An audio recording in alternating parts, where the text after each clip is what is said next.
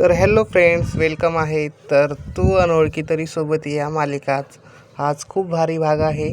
तर समीरच्या साथीने अर्पिता डब्याचा व्यवसाय पुन्हा सुरू करणार आहे. जसं की माहेरी लग्नाच्या आधी अर्पिता डब्याचा व्यवसाय करत होती, म्हणजे स्वयंपाकाचं काम करीत होती.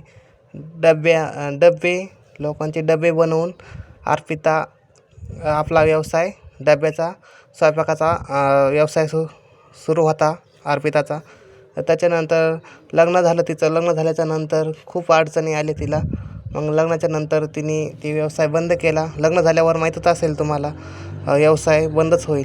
पण खूप संकट अर्पिताच्या वाटेला आले आणि आणि नचिकेत, म्हणजे अर्पिताचा भाऊ नचिकेत मोठा, त्याची नोकरी गेली.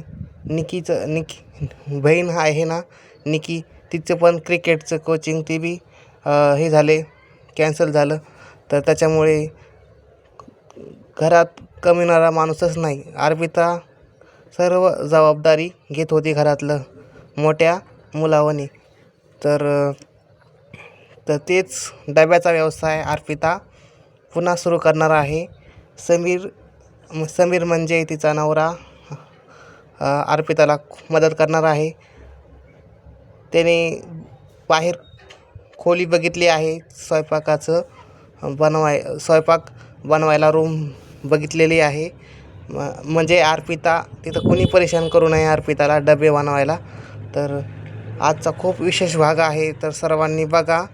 तू अनोळखी तरी सोबती खूप भारी मालिका आहे. सर्वांनी रात्री 9 वाजता बघा, आज खूप भारी आहे.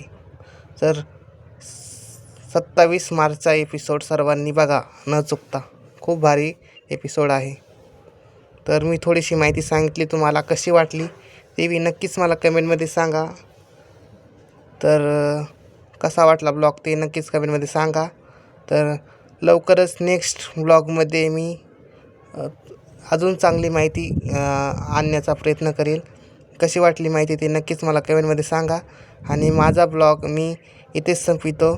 जय हिंद, जय महाराष्ट्र. भेटूया पुढच्या ब्लॉगमध्ये. बाय.